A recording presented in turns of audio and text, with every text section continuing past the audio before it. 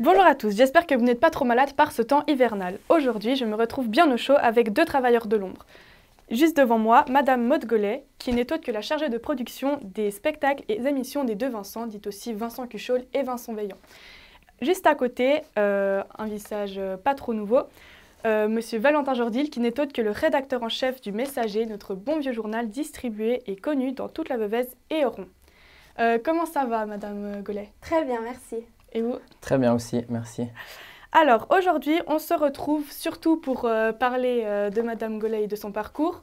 Et Monsieur Jordil est là pour regarder l'interview et pour répondre aussi à quelques questions, vu qu'il a un parcours assez similaire à celui de notre invité. Alors, vous deux, vous vous connaissez déjà. Comment ça se fait? Ça date du CO ou... Maintenant, vu qu'il n'était pas au CO ici. Yeah, exact, ouais. Vous êtes pas originaire de Granges? Oui, je suis originaire de Granges, mais j'avais fait ma scolarité à Oron. Ok. Donc j'ai rencontré Maude parce que j'ai appris, alors on ne doit jamais révéler ses sources qu'on est journaliste, donc j'avais appris qu'elle venait de Bossonance et puis qu'elle travaillait pour avant 26 minutes, en tout cas pour les deux Vincent. Puis on avait décidé de faire un article sur elle, un peu un portrait, pour que les gens de la région sachent qui travaillait dans l'ombre des deux Vincent. Mais sinon, vous ne connaissiez pas du tout par rapport quand vous étiez plus jeune, tout ça? Non. Non, jamais rencontré. Je Non. crois que nos papas se connaissent parce qu'ils étaient à la commune. Mon papa était à municipal à Palaisieux, puis ton papa voilà, à Bossonance. à Bossonance. Donc il y avait un peu des connexions comme ça, mais je crois que nous, on ne s'était jamais rencontrés. Non, exactement. Ah, c'est marrant alors. Ouais. Donc, Madame Gollet, Monsieur Jordil, vous avez tous les deux grandi dans la Veuvez. Est-ce que quand vous aviez mon âge et que vous étiez justement au CO, vous pensiez en arriver où vous en êtes aujourd'hui? On peut dire peut-être une vie de champagne et de paillettes un petit peu. Ou bien vous pensiez même pas aller Plus dans pour cette moi. direction? Bah quand même. Non, alors c'est pas lié à la région d'où on a grandi ou quoi, c'est juste plutôt à l'âge et au parcours. Moi, au CO, ce qui m'attendait, c'était un apprentissage, c'était de vivre encore à Bossonance. Je veux dire, j'étais beaucoup peut-être trop jeune pour voir autant loin. Et puis tant mieux, les choses, elles se font étape par étape. Mais c'était quoi comme apprentissage que vous vouliez? De commerce à Nestlé à Vevey. Ah oui, c'est Ouais. pas trop pareil. Non. Et puis vous pensiez en arriver là? Non, je crois pas. C'est un peu ce que Maud dit, c'est un peu à la fois nos envies personnelles et puis les rencontres au fait qu'on peut faire. Il y a un peu de chance aussi là-dedans. Et puis après, voilà, moi personnellement, j'avais su assez rapidement ce que je voulais faire. Mais des fois, effectivement, ça joue à beaucoup de rencontres et de chance, le parcours qu'on finit par suivre. Ouais, c'est vrai. Bah, du coup, tous les deux, vous travaillez dans un domaine qui a des côtés créatifs, si on peut dire. En plus, vous devez rendre des choses pour des délais précis, par exemple pour les émissions ou pour les écrits dans les journaux. C'est quoi vos sources d'inspiration pour ça? Moi, je ne suis pas du tout dans l'écriture comme Valentin. Après, c'est vrai qu'on participe, on est une petite équipe, on participe un peu tous à la recherche des sujets, même si c'est vraiment pas ma première tâche. L'inspiration, c'est l'actualité, c'est tout ce qui se passe autour de nous, au point de vue régional, national et même mondial. Et puis après, l'inspiration dans l'exécutif, donc quand on doit vraiment organiser un tournage, moi, j'ai des connexions dans le cerveau par rapport à mes contacts, à des choses que j'ai vues, des gens que j'ai entendus. C'est vraiment plutôt lié à ce qui me fait tilt le plus vite possible. C'est pas des recherches Google, quoi. C'est très pragmatique, c'est très... dans la pratique, quoi, direct. Du coup, ça me fait assez penser à Monsieur Jordil, quand par exemple, on cherchait des sujets comme ça, c'est un peu la même chose en fait. Oui, exact. Ouais, il faut être à l'écoute, il faut se tenir au courant, je pense encore peut-être plus pour Maud, de l'actualité. Ouais, je pense que c'est pareil. Ouais, être, voilà, et puis savoir aussi ce qui peut intéresser les gens. Qu'est-ce qui va être pertinent pour eux et qu'est-ce qui va les intéresser dans n'importe quel domaine que ce soit. Du coup, tous les deux, vous êtes assez jeunes, vous avez encore, vous êtes encore dans la jeunesse un peu, j'espère. Et dans tout ça, vous n'avez pas trop de peine à vivre votre jeunesse à 100% avec tout ce travail et ces délais, ces choses à rendre? Mais réponds une fois en premier. Ouais, ça marche, merci. Non, je crois pas. Après, il faut faire la part des choses. Effectivement, je pense que les deux, on a un travail qui est assez prenant, où il faut savoir gérer son stress. Mais après, voilà, on essaie toujours de se ménager du temps en dehors, que ce soit le soir ou les week-ends. Il faut aussi accepter de se dire, bah, ça, on ne le fait pas, typiquement pour nous, où on dit, bah, sur tel événement, on va malheureusement pas aller, ou on va envoyer un de nos pigistes pour se dire, bah, voilà, on arrive à se dégager du temps. Typiquement, bah, cette semaine, ça a été une semaine assez chargée avec les assemblées de communes. On sait que c'est une semaine comme ça où on n'est pas beaucoup à la maison le soir. Mais le week-end, on sait que bah, ce week-end, on n'a rien pris les deux parce qu'on sait qu'on doit se garder un peu de temps pour ménager notre emploi du temps. Ouais. Donc ben maintenant, on va parler un peu boulot, Madame Gollet. Donc, juste avant, j'aimerais savoir combien de temps vous comptez encore rester avec les Vincent est-ce que vous comptez peut-être déjà les quitter ou vous comptez vraiment continuer votre carrière là-dedans? Ouais, alors ça nous arrive d'avoir cette discussion les trois, c'est rigolo. Particulièrement là en fin d'année, on a fait un peu un bilan. Et puis, je crois qu'on n'en est pas du tout là. Tant qu'ils ne divorcent pas entre eux, moi, je les accompagne. C'est vraiment... D'ailleurs, des fois, j'y pense, mais j'y pense. J'angoisse pas du tout par rapport à ça parce que là, avec le bagage que je me suis fait, je pense que je pourrais retrouver quelque chose. C'est juste que là, j'en ai pas envie. Moi, je me suis vraiment... je suis épanouie avec ce travail et qui prend de plus en plus de place dans ma vie quand même. Et puis, au niveau des responsabilités, des liens que j'ai avec eux. Donc, on forme vraiment maintenant une équipe. Alors, c'est vraiment eux sur le devant de la scène, mais c'est vrai je suis vraiment tout le temps tout près. Donc, j'en suis pas du tout à vouloir ou devoir les quitter pour l'instant. Donc, on verra. Franchement, qui vivra verra. Puis en parlant de lien, en dehors du boulot, vous êtes comment avec les Vincent? C'est quoi votre lien? Vous allez boire des verres avec.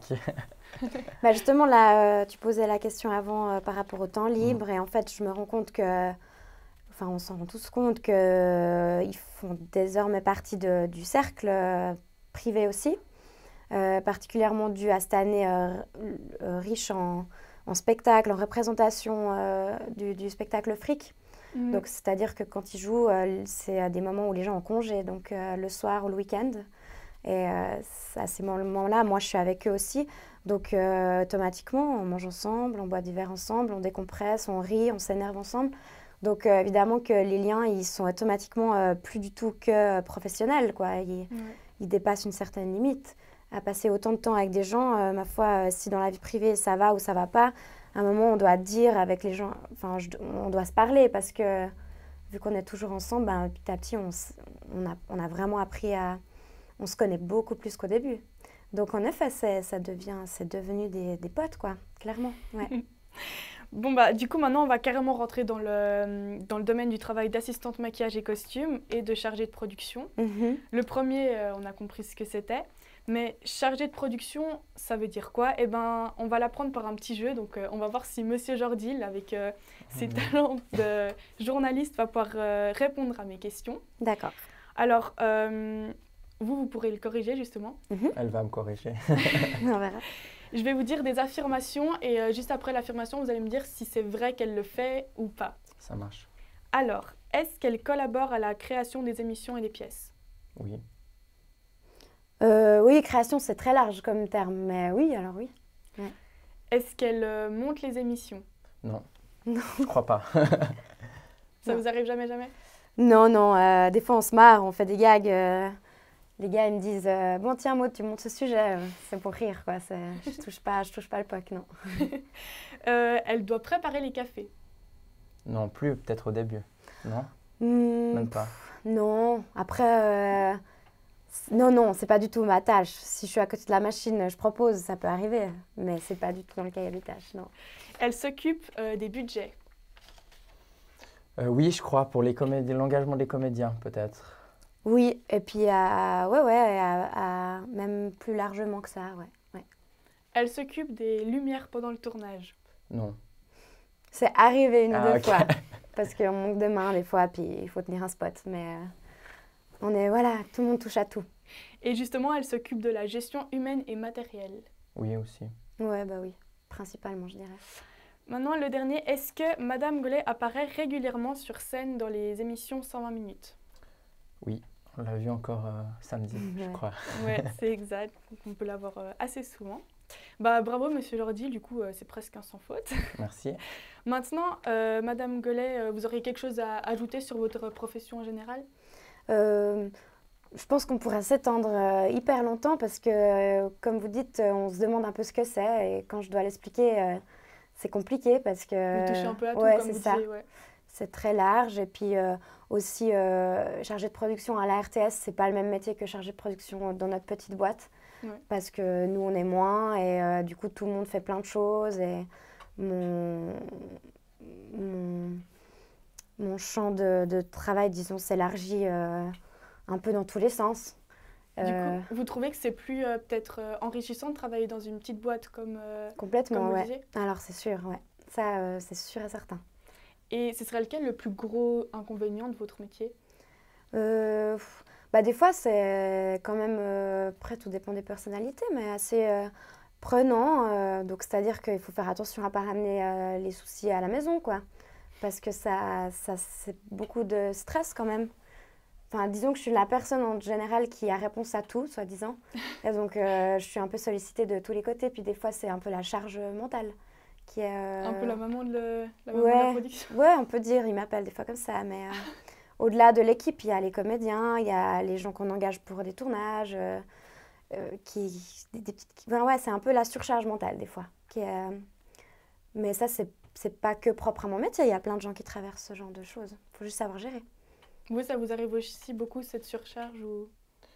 Oui, ouais, effectivement, il y a des semaines ou des jours où on se dit, voilà, on ne sait pas à quelle heure on va finir, mais ça fait partie aussi du métier.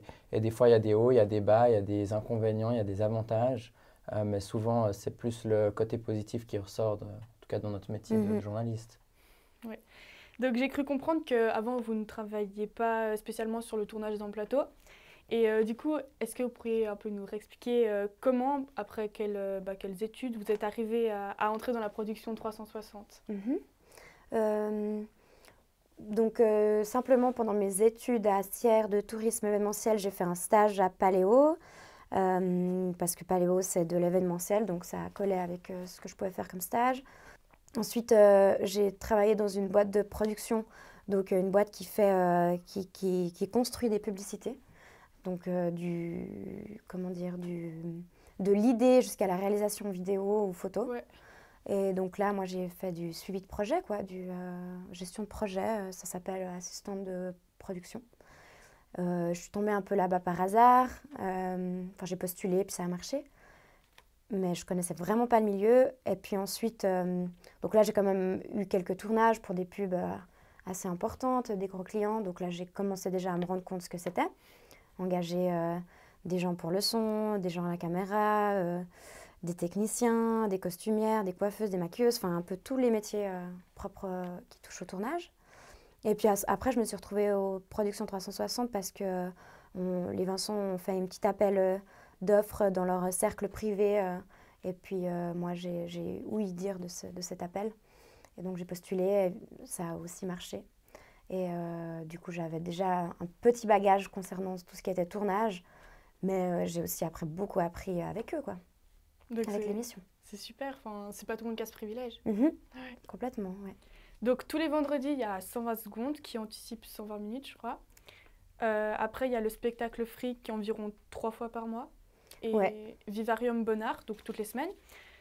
Comment vous faites avec les Vincent? Enfin, c'est énorme, vous vivez à 100 à l'heure. Enfin, je sais pas. Oui, alors c'était particulièrement, comme je le disais, une année hyper remplie. Donc on a tourné tout le mois d'août cette sitcom Vivarium Bonnard à la RTS, dans un studio. Donc la préparation s'est faite en juillet pour ma part.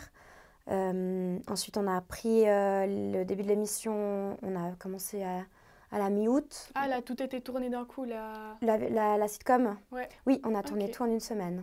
Okay. Exactement. Donc c'était un rythme un peu de fou. Moi, j'étais pas là tous les jours. Je restais au bureau justement pour anticiper les tournages de l'émission qu'on allait faire à la fin août. Et puis le Fric à côté de ça. Alors pendant l'été, c'était vraiment tranquille. On n'a pas eu de représentation. Mais de janvier c'était la création. Et de février à mars l'année prochaine, Alors, il y a eu tous les premiers 4-5 mois où on jouait 6 fois par semaine.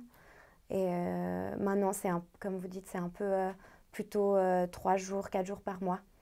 Là, on a encore 4 représentations avant la fin de l'année, donc c'est plus tranquille, c'est rodé. C'était vraiment des bons moments. Voilà, il faut se déplacer, il faut être sur place, mais disons que ça roule. Après, eux, ils doivent toujours donner la même énergie, mais pour nous, c'est plus une affaire qui roule maintenant. Puis, du coup, maintenant que vous avez fait les deux, plutôt émission ou scène, spectacle? Alors, les deux, moi, je crois vraiment que je suis beaucoup plus faite pour l'émission de télé. Et puis, parce que je ne suis pas du tout technicienne, etc. Donc, moi, j'aime vraiment, je fais les petites mains derrière l'organisation un peu, etc. Mais l'émission, c'est beaucoup plus varié et puis c'est un peu plus enrichissant. Mais le spectacle, j'adore aussi parce que on se déplace, on voit tout le temps des autres personnes, on est super bien accueillis. C'est hyper enrichissant humainement, quoi. C'est presque pas le même métier, en fait. Non, c'est pas le même métier. Tout à fait, ouais. J'ai appris un autre métier. Ouais. Donc maintenant, place à la production 360. Il y a 120 secondes, 120 minutes, 26 minutes avant. Pourquoi ces noms? Enfin, vous savez pourquoi? Parce que c'est quand même assez spécial. Alors moi, quand ils ont commencé 120 secondes, je ne travaille pas du tout avec eux. Et ça, c'était leur idée à eux. Je pense qu'elle est venue un peu naturellement. C'est le nom d'une chronique comme une autre, en fait, finalement. Il n'y avait pas d'inspiration d'origine ou... C'est parce que c'était censé durer plus ou moins 2 minutes. Ah, ok. Donc voilà, après 26 minutes durait en effet 26 minutes, voire 30 minutes maximum. Et là, c'est logique, en fait. En toute logique, maintenant, ça s'appelle 120 minutes. On boucle la boucle, quoi. Voilà. Donc, vous, d'ailleurs, Monsieur Dordil, c'est laquelle de ces formats que vous préférez? Plutôt émission, spectacle? C'est difficile à dire, ils sont un peu tous différents. Après, c'est vrai que 26 minutes, c'était devenu un peu entre amis un rituel. Donc, on allait tous les vendredis à Lausanne pour voir l'enregistrement et puis boire un verre. Donc, j'étais un peu déçu quand ça s'est arrêté parce qu'il y avait un de nos rituels entre amis qui s'était arrêté. Le spectacle est juste incroyable, en tout cas de mon point de vue, pour l'avoir déjà vu. On découvre un Vincent Veillon totalement différent. L'écriture est vraiment top. Donc c'est des formats différents. Après, je pense qu'ils ont une ligne qui est restée la même. On retrouve ce qu'on a aimé au début, ce qu'on aime toujours, puis ce qu'on aimera certainement encore plus tard. Mais donc voilà, c'est franchement difficile à choisir pour moi. Puis d'ailleurs, vous pouvez peut-être nous éclairer un peu pour ces vannes qui sont un peu tristes, la fin de 26 minutes. Pourquoi ça s'est terminé? Vous étiez à court d'idées ou... Alors non, pas du tout. Au contraire, on a une politique qui se veut plutôt... comment dire, on n'a pas voulu arrêter quand l'émission était en déclin, parce que c'est la pire chose à faire, je pense. Donc mieux vaut arrêter quand on est encore dans le succès et puis où ça marche encore bien. Et puis de toute façon, on n'arrêtait pas, on proposait simplement autre chose. Donc pour nous, ce n'était pas une fin, c'était vraiment juste la suite de l'histoire. Et puis il y a aussi le fait que c'est normal, nous, l'équipe, on avait aussi envie de quelque chose un peu nouveau, un nouveau rythme. Même si on était hyper bien avec 26 minutes, c'est toujours mieux de partir quand les gens nous suivent encore plutôt que quand ils commencent à se lasser, parce que là, ça aurait été le début de la fin sinon. Ouais. Donc maintenant, on va se diriger un peu plus vers la nouveauté des Vincent, si on peut dire, le spectacle. Moi, j'ai vu que les billets ils partaient assez rapidement. Bon, après, c'est aussi un peu du marketing sur les sites, mais c'était quand même écrit que ça partait assez bien. Donc, est-ce qu'actuellement, les retours de ce spectacle, ils sont bons? Alors oui, je crois qu'on n'a pas eu besoin de faire beaucoup de marketing, comme tu dis, heureusement. Non, mais genre sur les sites de vente, on met tout le temps oui, que c'est rouge. Alors ça, c'est les charts, ma foi, c'est réaliste, mais en effet, les sites tels que Ticket Corner, etc., font tout pour que la personne clique sur acheter, ça c'est vrai. Mais non, alors les retours sont super bons. Je veux dire, tout était pratiquement plein toute l'année. C'est une chance vraiment incroyable. Ce succès, c'est fou, quoi. C'est vraiment fou. Donc, on se rend compte, on est conscient. Des fois, on fait le gag. Il y a du monde ce soir. C'est un pour rire, quoi. C'est du deuxième degré, hein, vraiment. C'est pas du tout pour prendre la grosse tête. C'est juste parce qu'on hallucine, quoi, encore, à chaque fois qu'il que ce soit plein pratiquement tout le temps. Et c'est une joie immense, c'est trop cool, vraiment. Puis vous pensez qu'il va être joué encore combien de temps le spectacle? Alors, je pense pas, c'est sûr. On va finir le 20 mars 2019. Donc, on aura fait 100 représentations en tout. Puis vous arrêtez, vous avez peut-être prévu un nouveau spectacle après? Alors, certainement, il y a rien de sûr, ça discute, c'est les artistes, ça, c'est eux qui décident. Mais pour l'instant, il va falloir faire une petite pause quand même. Ce spectacle a pris beaucoup, beaucoup de temps et d'énergie. Et puis, on verra. Donc, du coup, on peut encore parler un peu futur. Est-ce que, en dehors du spectacle, il y a d'autres projets qui sont déjà prévus, des nouveaux formats d'émissions, de radio? Alors, vu qu'il y a tout qui est plus ou moins neuf à ce niveau-là, c'est-à-dire 120 secondes qui est à l'antenne de la première depuis septembre cette année, il n'y a pas besoin de se renouveler tout de suite, c'est au contraire, et c'est plutôt un rendez-vous que les gens doivent apprendre à noter.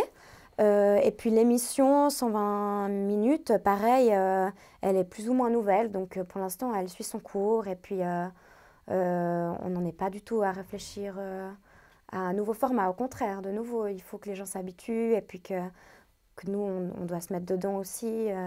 Ça prend toujours quelques mois, donc là tout suit son cours actuellement de la manière actuelle, comme ça. Puis vous, Monsieur Jordiel, vous auriez un souhait de nouveau format? Non, je vais les laisser. De toute façon, quoi qu'ils feront, moi je suis assez grand fan depuis le début, donc pas nécessairement. Je crois que, encore une fois, ce que je disais avant, quoi qu'ils feront, en tout cas pour l'instant, ils ont toujours, voilà, tout ce qu'ils ont fait, c'est entre guillemets un peu transformé en or. Ils ont un public qui les suit, ils ont vraiment inventé un concept et c'est un peu, je pense, les seuls aujourd'hui en Suisse romande. Ça faisait longtemps que je pense que les gens attendaient ça. Puis c'est les seuls à pouvoir remplir des 100 dates dans des salles prestigieuses de Suisse romande. Donc franchement, je ne me fais pas du tout de soucis pour la suite. Écoutez, merci beaucoup pour cette interview et je vous souhaite tout le meilleur. J'espère vous revoir au plus vite et au revoir. Merci beaucoup. Merci beaucoup, au revoir. Well, now you know.